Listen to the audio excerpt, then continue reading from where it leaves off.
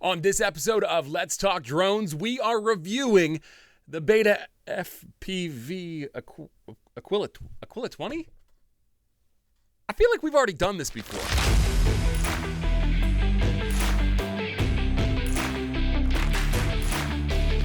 What's up? It's Chris, the Drone Geek, and welcome to another episode of Let's Talk Drones. I promise you, my friend, you are not experiencing deja vu. We have talked about the BETAFPV Aquila20 on this channel in the past. In fact, just a few weeks ago. The difference between the drone that you might remember from a few weeks ago and the one that you're seeing here now is that they run off of different VTX or video transmission systems. The one that I reviewed a few weeks ago, analog.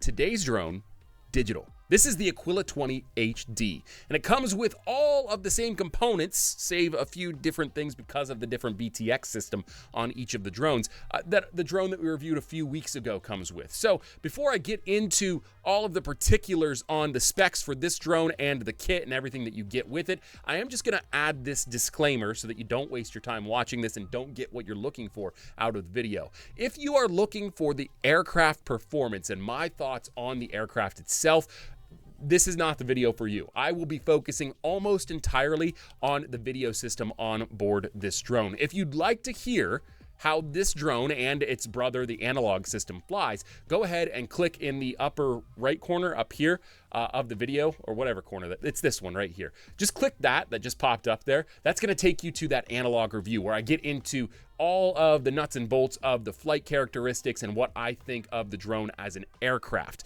I'm not going to be touching on that because I already talked about it, and the drone and the propellers and everything about the aircraft itself is unchanged. The only thing that's different between this drone and the one we reviewed before is the video system. That's it, and it does not impact the flight really all that much at all, if at all. So I don't want to dwell on stuff that we've already talked about. If you want to learn about those flight characteristics, go check out that video where I talk about the analog version of this drone, and you'll get everything you need to know there. But if you're here looking for more information on the HD VTX system of the Aquila20, I'm going to have all the information you need here and more, as well as my perspective on it right here, right now. So let's talk about the Aquila20 HD FPV kit and what you get with the system. The BETAFPV Aquila20 HD FPV kit includes, of course, the Aquila20 HD FPV drone, the VR04 HD box goggles, the Light Radio 4 SE controller, which is ELRS 2.4 GHz version 3 ready.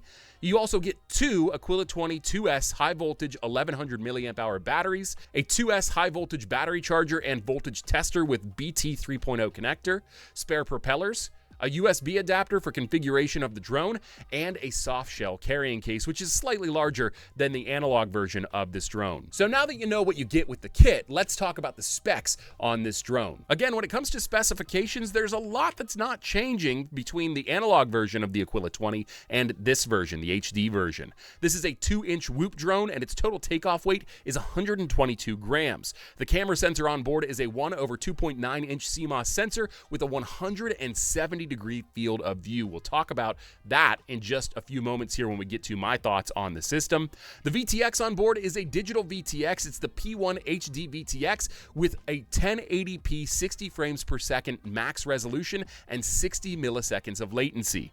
Its total flight time is around 10 minutes, and it does sport the three same flight modes that the analog version does: normal, which is position hold via an optical flow sensor; sport, which is sort of a hybrid between acro and position hold mode, maybe like a poor man's angle mode; and then of course manual mode, which is full acro. So now that you have the quick and dirty on what you get with this drone and the specifications for it, let's talk about the digital VTX system on board this drone. And I kind of feel silly just talking about the drone because BETAFPV recently released this right here. I'm just going to put the Aquila20 down for just a moment. This is the P1 digital VTX. Very small, very lightweight, and it's the same exact video system that you get on the Aquila20 HD. So you can purchase this, just the VTX and camera assembly, and put it on any of your builds, whether it's a tiny whoop, whether it's a Cinewhoop, a freestyle, whatever the case may be. Maybe just some modifications for the freestyle because that camera lead is not all that long, but you can easily replace that and get a longer camera lead between the VTX and the camera itself. What I'm saying to you is, you can have digital video not named DJI or Walk Snail for a fraction of the price. This VTX, digital VTX, is $38 for all of this. The camera, the VTX, the antenna, everything that you see right here in my hand is $38 US. You can purchase that on BETAFPV right now. I'll have a link down below in the description of this video, along with a link to the Aquila20 HD setup if you want to check those out. Again, these are affiliate links. I do get kickbacks, but I wouldn't do that if it's not a product I wouldn't use. I promise you that. I would not share an affiliate link or recommend you purchase anything that I myself wouldn't find value in or use myself. So this is something I absolutely would. This was not sent to me. I purchased this by myself with my own money. Of course, it's $38. I'm not going to even scoff at that when it comes to FPV parts. It was a very easy decision for me to make since I already have the VR04 goggles. That's maybe the only drawback with these,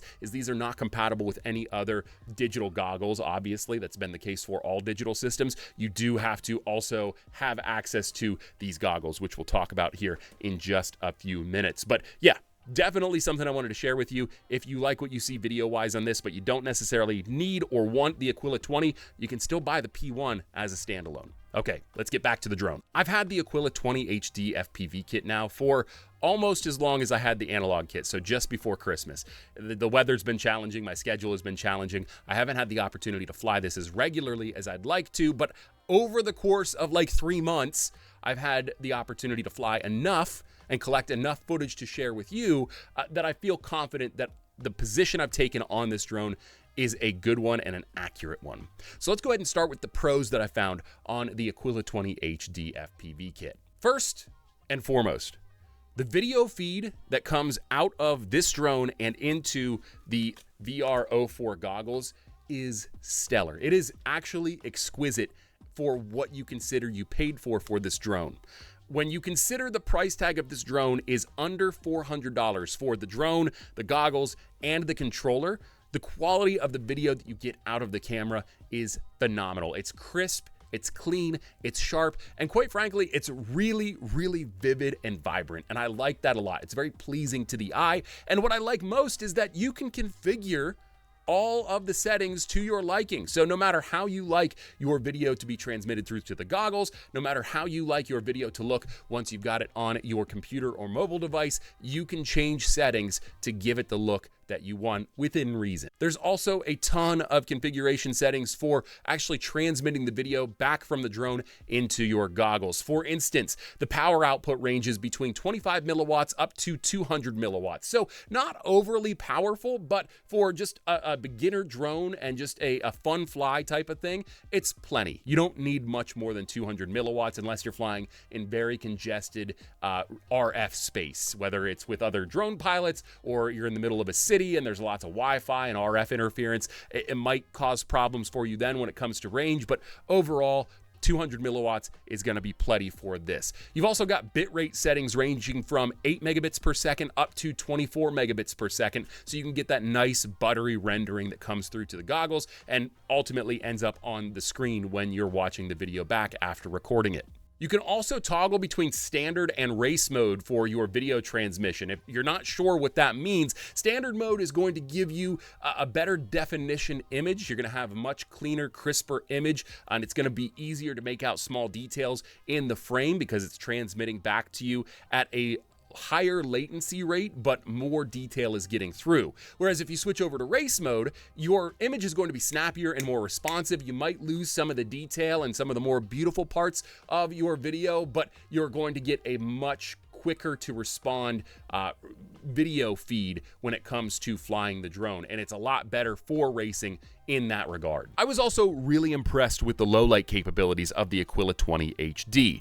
Is it the best low light FPV camera I've ever seen? No, not by a long shot, but when you consider the price point of the Aquila20 HD and what this drone actually is, it is a Whoop style drone built for beginners to FPV, and then you also consider that the onboard VTX and camera system retails for around $38, it becomes very quickly apparent that this is something that is definitely outperforming its spec sheet.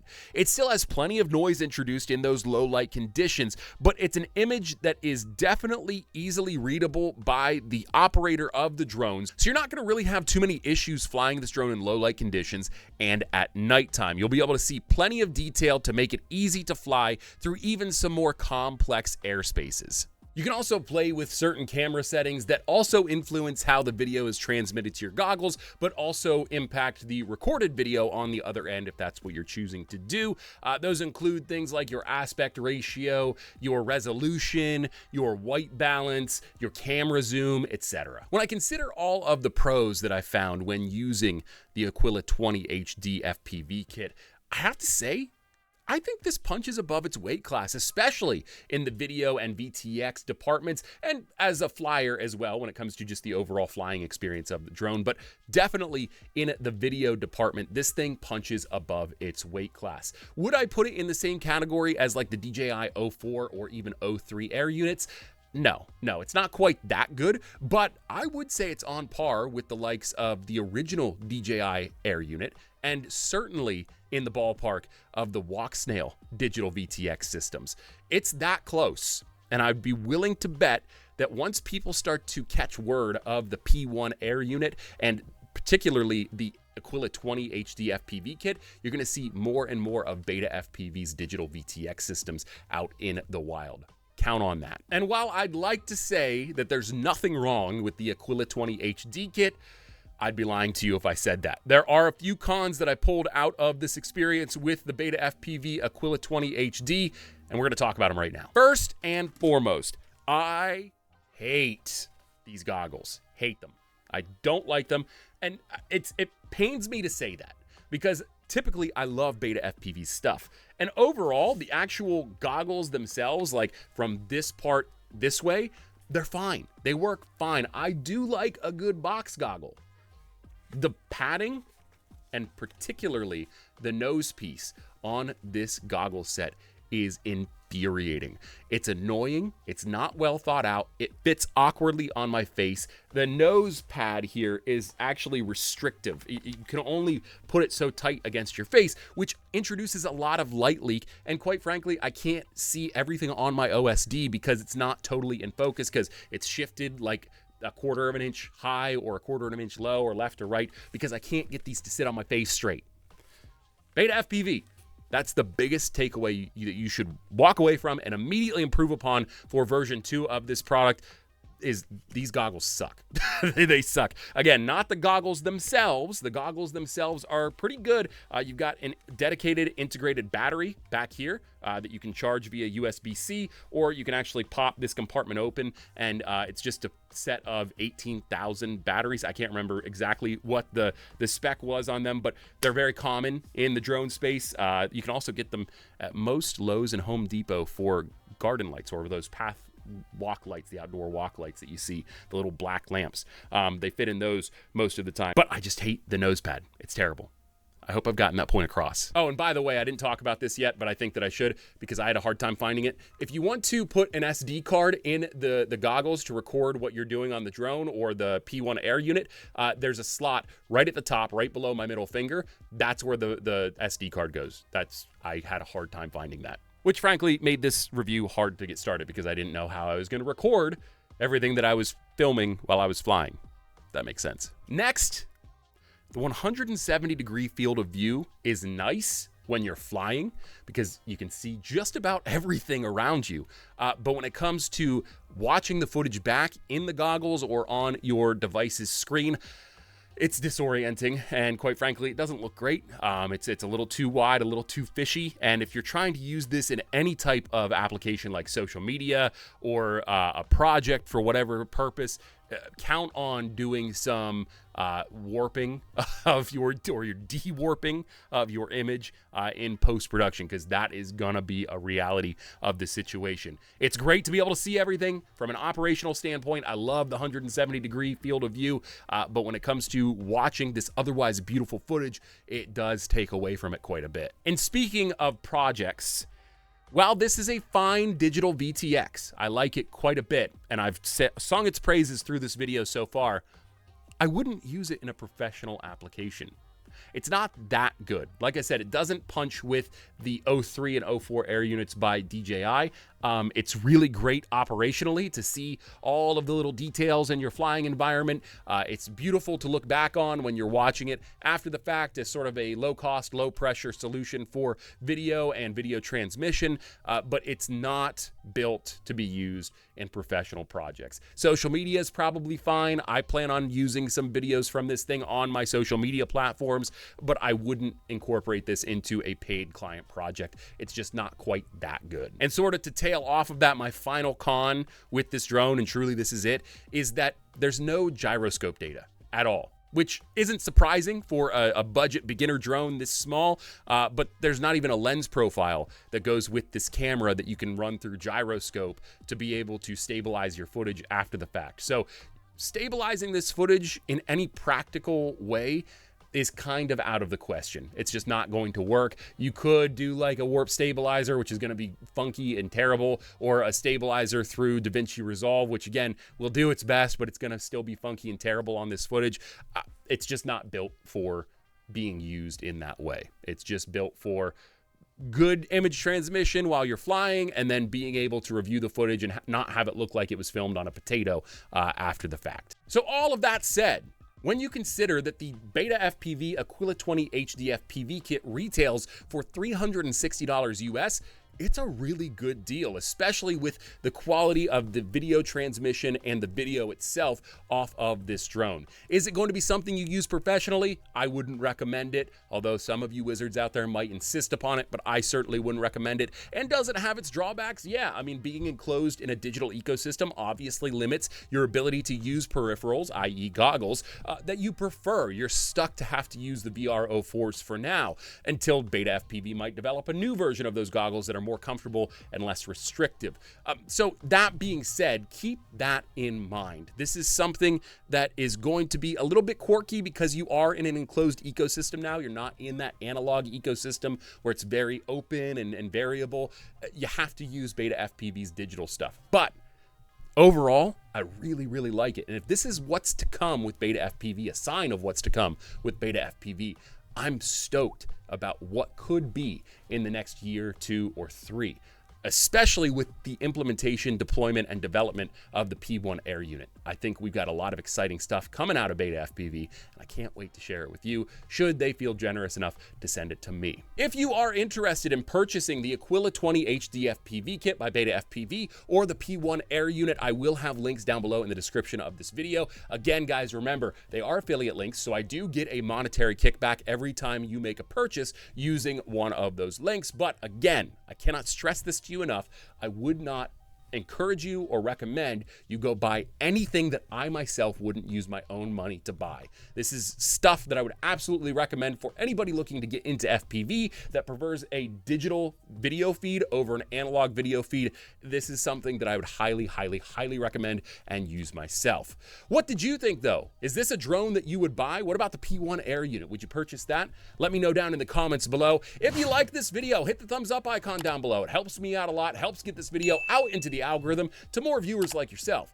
If you like this video and you really love drone content shot by drones, about drones, and for drone pilots, my friend, this is the channel for you. Make sure you hit the subscribe button if you haven't already, and while you're at it, hit the bell icon too. You'll get a notification every time I post a new video. Until next time, I'm Chris the Drone Geek, and I'm out of here. See ya. Yo, what you say?